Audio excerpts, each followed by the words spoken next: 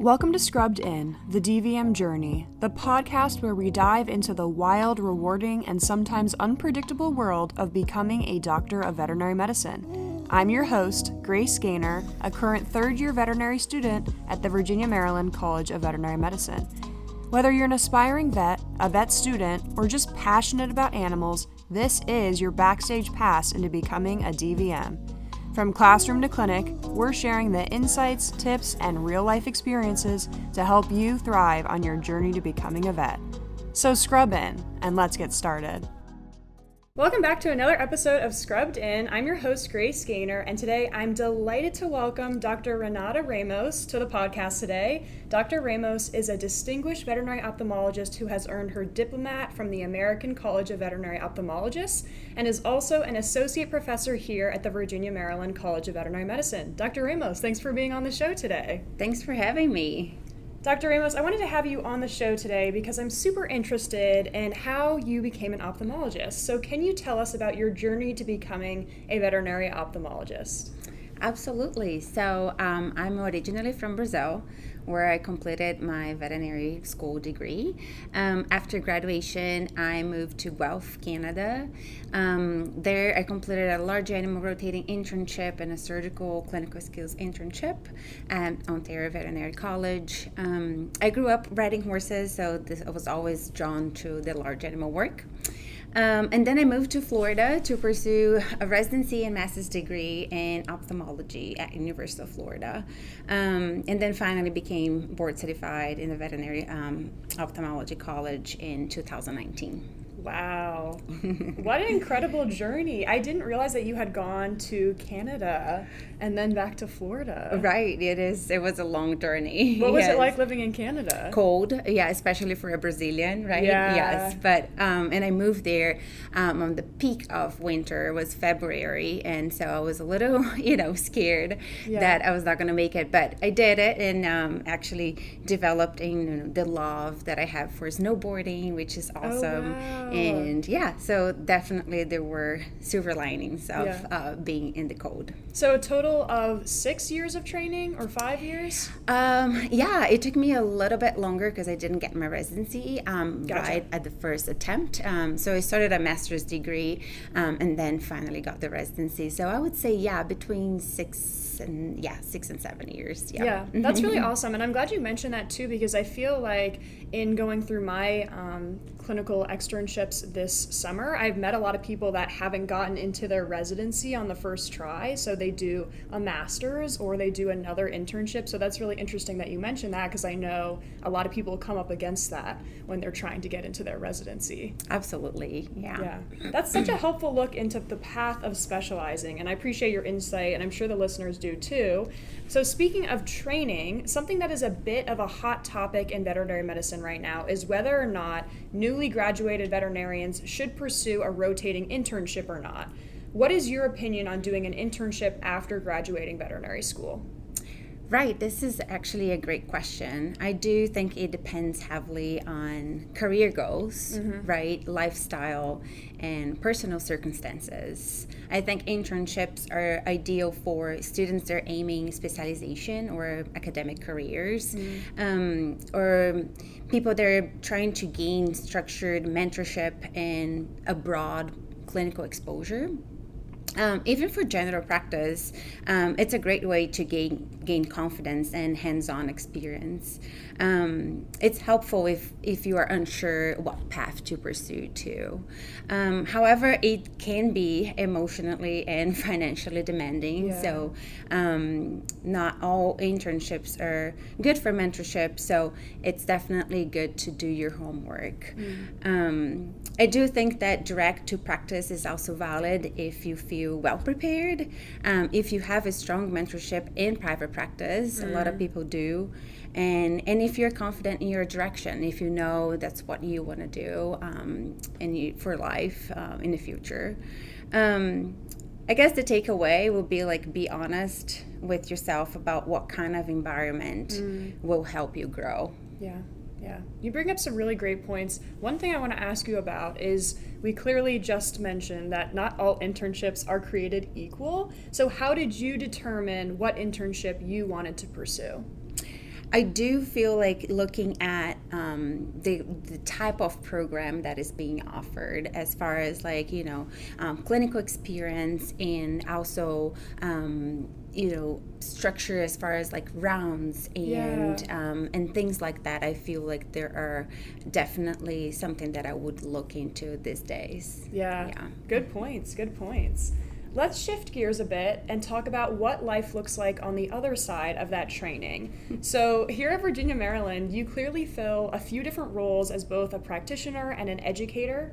Can you walk us through a typical day as a veterinary ophthalmologist and associate professor here at VMCVM?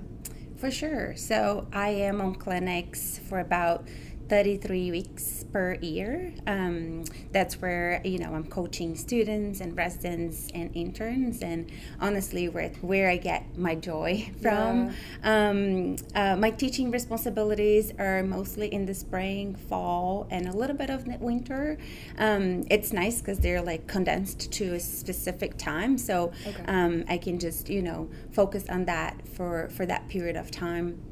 And I do also have a research part of my job, right? Research responsibilities, which is basically resident focused, as far as like helping them with study design and data collection and manuscript preparation. So I do think it's like a very diverse job, as far as like it's hard to get bored because you're always doing something different. Yeah, that's so interesting. I didn't realize that you had a little bit of a role in research as well. So I'm sure you give guidance to the residents and help them with their studies. What does that look like? You help kind of read over the research before it goes out. How does that manifest itself?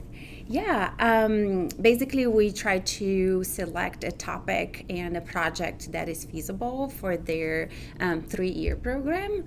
So that sometimes will look like a more bench work kind of, study, or more a clinical, practical study. So first we do apply for grants, so that's where we get like the financial support from. So that's already like a learning experience for the resident as far as like research and grant writing. So I kind of guide them and mentor them through this process. Once that is accepted and we do have the budget and the money to move forward, we start do a pilot study and collecting some data. And then after that, it's basically manuscript preparation. So they usually write it down the first draft, and then we go back and forth until it's the final product is good to be submitted for one of the journals. That's so interesting. I didn't know that at all. Wow, how awesome. Well, very cool. I'm sure students here are very excited to get a unique view into the field of ophthalmology through you, so we appreciate you sharing your experience. While we're thinking from the student perspective, what's one misconception vet students often have about veterinary ophthalmology? Well, I think a lot of people might think it's a too niche or overly technical specialty, but in reality, eyes are connected to systemic health, right? So I think using your whole clinical brain in every case will definitely help, solve most of the ophthalmology cases. Yeah. Wow. Interesting. Great insight. Along similar lines, when students are on their clinical rotations or are early in their practicing career, are there any eye conditions that you think students tend to overlook or misdiagnose during rotations or in practice? Sometimes, yeah, especially when the exam isn't thorough. I think commonly missed things are eyelid abnormalities, so hair abnormalities, so the dystechia, ectopic cilia, or a very mild entropion. Things like minor tear film disorder. So if you notice that the tear film, you can tell if you do a good exam that the cornea is not nice and homogenic. So you can tell that the tear film is not appropriate. And early corneal changes sometimes are hard to pick it up. So I think the big secret is being methodical, with the exam and have a systematic order for things. So I usually tell the students, just like head to tail kind of thing, the physical exam, we do outside to the inside. We move from eyelids, conjunctiva, third eyelid, cornea, anterior chamber, iris, lens, and back of the eye. So it doesn't matter which order works for you, as long as you check all those boxes. Yeah, awesome. And I think you kind of already answered this a little bit, but what's a common mistake you see new grads make when approaching eye cases, and how can they avoid it? Yeah. Again, many are intimidated by eye cases, right? But common issues that I see is associated with just like lack of confidence, and not trusting the training you had through vet school. But one thing that I also notice is that skipping magnification. Also, it plays a big role on the mistakes that new grads would do. Basically, we do have affordable loops that can make a huge difference. So I do think that confidence and a good magnification, you halfway there. That's incredibly helpful advice. So I appreciate you sharing that. Now, for those in general practice who might not be as comfortable with complex eye cases, when should a general vet refer an eye case to a specialist, and when is it appropriate for them to manage it themselves? That's a great question. I do think it depends on your comfort level and tools, right? Yeah. I would say refer when vision is at risk. So if you do have very deep corneal ulcers or lens luxation or sudden blindness, those things are like when vision at risk. When pain is severe or hard to manage, I feel like that's one way to think about sending to a specialist, or if the diagnostic is uncertain, like if you don't know if it's a glaucoma case, a primary glaucoma case, or a secondary glaucoma case that is associated with uveitis. I think that those are the cases that I would potentially recommend referral. But also I do think that veterinarians in general practice can do a lot related to the eye. So superficial ulcers, mild conjunctivitis, early dry eye cases, especially if you are confident and have the proper tools, I think it's totally doable. Yeah, let's empower veterinarians out there, general practitioners, to be able to handle some of these eye cases. Absolutely. I do think a lot of people shy away from them, but I know for me, I'm really glad that I took ophthalmology early this summer as one of my clinical externships, because I definitely learned a lot listening from you guys. Got to witness some cool surgeries like phacoemulsification, where they take the lens out and put an artificial lens in. So definitely, if any vet students are listening, if you have an opportunity to go do an ophthalmology rotation, definitely do it. I think it's worth it. But let's pivot to some more hands-on exam skills, because the ophthalmic exam can be really intimidating for students, myself included. Are there any small tricks or tips for getting better at fundoscopy or visualizing the retina that you wish more students knew? Right, that's also a great question. I do think that technique matters more than the expensive tools, right? So just spending some time on the technique as far as like arm's length, reach to the eye, and then where your lens are, things like that. But also a dark room would also help. Patient comfort is the key. So remember that light stimulation to the retina can be uncomfortable for a lot of patients. So taking breaks in between attempts, I think that's crucial.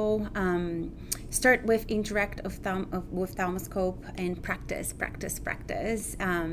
Know the normal before you worry about the abnormal. That would be like my key advice. That is, if you see a lot of funduses, I think you'll be able to catch abnormalities a little bit easier. Yeah, absolutely. And I think it's important too that we try to do a fundic exam on every exam that we're doing, because I think that a lot of times students and maybe general practitioners kind of skip over that, and then like you said, there's no ability to understand normal versus abnormal. So absolutely. Yeah, thank you for those pearls of wisdom.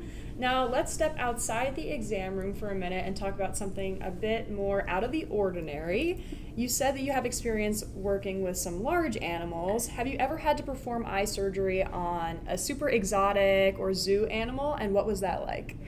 Right. I was fortunate to be trained at Florida, and they do have a pretty robust zoo department. So I got to see lovely creatures of all sorts. So several birds and giraffe and elephants and tigers and lions.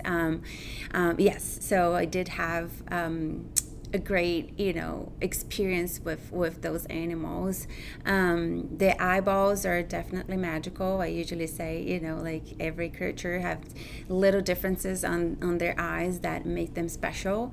Unfortunately, I've never performed, aside from enucleations, I haven't performed more technical surgeries on those animals, but eyelid mass removals and treated a bunch of corneal ulcers on those animals and enucleation. Those are the surgeries that I had experience with. Awesome. What a unique experience. I'd like to work on a giraffe one day. That sounds pretty cool. Or an elephant. Or maybe just be around one or see one. Exactly. What's your most memorable patient that you've ever had? Oh, that's a good question. I had so many good cases, but one case that came in mind is Dominique. She is a jumper mare that had a fungal corneal ulcer. She required a corneal transplant using a donor graft, and she had a long road to recovery for sure, but she returned to jumping competitions and has great vision and very minimal scarring. So, it was definitely a case that felt rewarding, and the owners the clients were actually very nice and trusted on my work to get her back on track. So that meant a lot to me. Yeah, wow. How unique. A corneal graft on a horse? That's so cool. That's so cool. Thank you for sharing that. I heard a rumor that you did endurance riding and you qualified for the Olympics or something like that. Can you please tell us if this is true or false? I did do endurance for a good chunk of my life. I started off, I think I was around 14, and I did until the beginning of vet school. So I had a lot of experience with long races, so 100-mile races. Yeah. It was it's kind of interesting to talk about this in a podcast, but yeah, I was Brazilian champion of 100 miles once, and then that made me qualify for the Pan American championship. So that was a very cool experience. I wish I could still do it, but yeah, life changes a little bit after you get older, but yeah. That is still so cool. I'm glad that's true. Someone told me that, and I knew I had to ask you. All right. Thank you so much for being on the podcast today. I've really enjoyed talking to you and learning more about you. Do you have any last words of wisdom for future veterinarians that may be listening to this podcast? I would say, be curious, stay humble, and don't be afraid to ask for help. I think those are the main things. The best tool isn't a fancy instrument, is the willingness to keep learning and ask for help. Yeah, good advice. Well, Dr. Ramos, I've had the best time chatting with you today about everything related to the eye, so thank you for sharing your expertise and your time with us today. I've really enjoyed it. My name is Grace Gaynor, and I just interviewed Dr. Ramos, and we are Scrubbing Out.